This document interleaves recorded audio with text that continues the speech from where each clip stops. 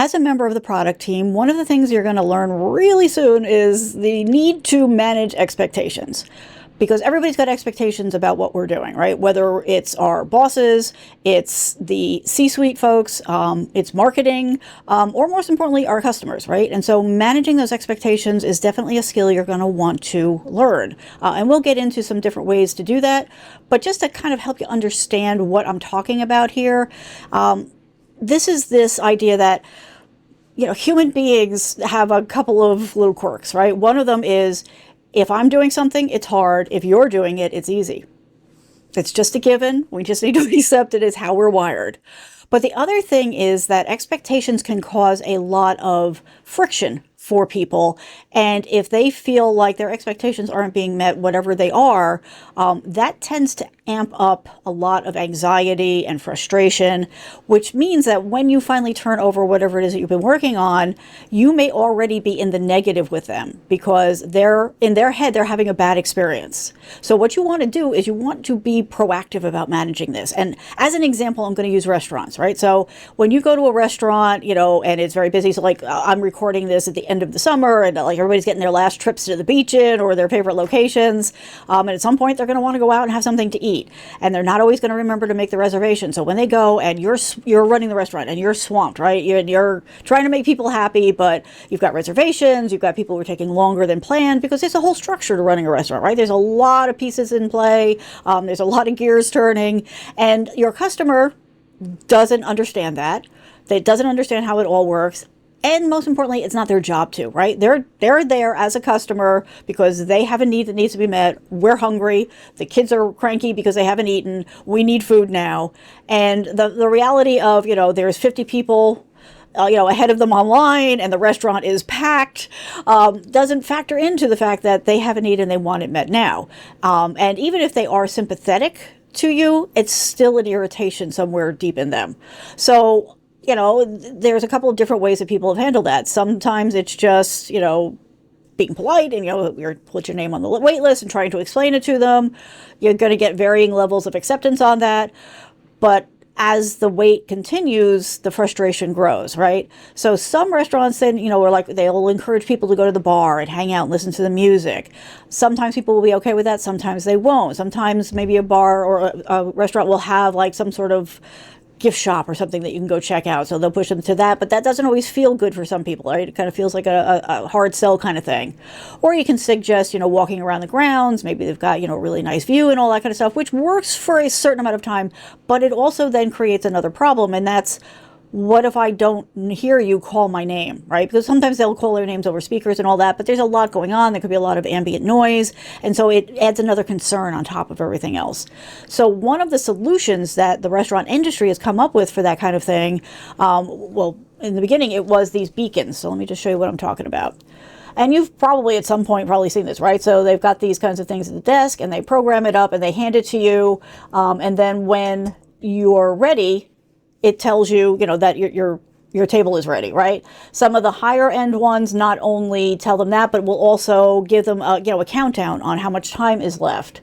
So this is just an updated one. So there's usually some sort of a little, sticker on it that tells you what to do when it goes off. But the important thing is the fact that it goes from being, passive like this to lighting up and vibrating and sometimes making a noise also to let the person know, hey, it's your turn. Come on in. We got your table ready, right? This kind of a device works really well at lessening that frustration, lessening that anxiety, lessening that, oh my God, did I miss our call, because they've got the device in their hands. And usually what they do is when they give it to you, they activate it in front of you so you can see what it's going to do, so you understand, because all the devices are a little different. What is the passive state and what is the active state for it? So, when is it not your table time and okay, your table is ready time? So that has definitely worked out for a lot of restaurants. It has reduced a lot of that frustration. And while, nobody's super happy about, a half hour or an hour wait for their, be able to go sit down and order their meal, it does at least remove some of those factors. And that's the kind of thing you want to talk about. Now, yes, there's other things too for people who are, in the industry or have worked in the industry. Yes, now they are also doing it to our phones, right? So text message, or if you go to the place a lot, maybe there's an app that they're using that, notifies you when it's ready. So the point is that they're being proactive about letting you know that you don't have to stand here in front of me. You will get notified when your table's ready, even if you don't hear it over the speaker. And also give them some freedom to like do something to like kill some time. Maybe give the kids coloring books or something. But it's all this kind of stuff to try to manage it. Now, how do we bring that back to us? By keeping all the people up to date on some level, you can help to manage those expectations and help them feel less of that stress of, well, why haven't I heard anything? Why isn't it done? Where is it? By giving, updates on a regular basis, giving them sneak peeks. So like, sometimes like maybe you're special customers, your higher end customers, but you'll give them a little sneak peek, or you'll bring them into the process to get their feedback while it's still under construction. Making sure that your boss and their boss's bosses are all getting notified, that, hey, we've made this progress, and just short little things. You don't have to turn it into a big dog and pony, but those little messages will help to manage that stress that they start to feel because they wanted it yesterday. What do you mean it's not done? So at least they see that it's being actively worked on and you're keeping them in the loop and they're feeling informed. That is so helpful overall. Also, it's helpful for marketing. Now, you do need to be a little careful with marketing. I have nothing against the marketing people, but sometimes they get a little overexcited. So you want to be really careful about what you tell them and make sure that they don't misinterpret anything as, oh, this is ready, tell them this, right? You want to keep them informed, and let them know what's coming, but keep reminding them that nothing is locked down yet and don't promise anything yet because we haven't gone through QA yet. And things will come out.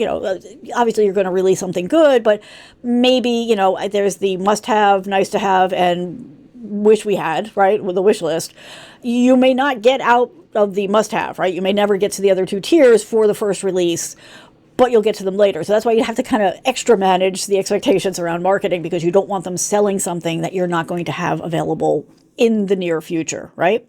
So I'm hoping that this sort of helps, gives you just a quick idea on the whole managing expectations things. And like I said, we will definitely go into this in more details. Feel free to jump into the comments and let me know if you have any tips that you'd like to share. This is why we're here. This is a community. Let's share ideas. Let's, not reinvent the wheel 1,000 times. But also, if you have specific questions that you want me to cover, go ahead and let me know. If, I know people are asking for the same thing, I'll do that next. I'll bump that video up in the list. But we will go through all of this over time. And as always, thank you so much for being here. Make sure you do the things, the follows and all that kind of stuff so you know what's going on. And remember to go and check out the website for updates. Also, for those of you who've been around for a while, yes, we are going to be changing. I'm going to be changing the name. I'm so used to saying we. I'm going to be changing the name of this. Haven't quite nailed it down yet. So for now, the BA Zone is still it. But at some point, it's going to be something that's more inclusive of the whole project team, because let's face it, none of us are working alone, right? We all have to work together in order to get these things done.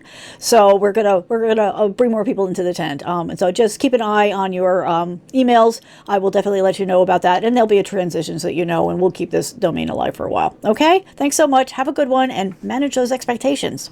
Bye.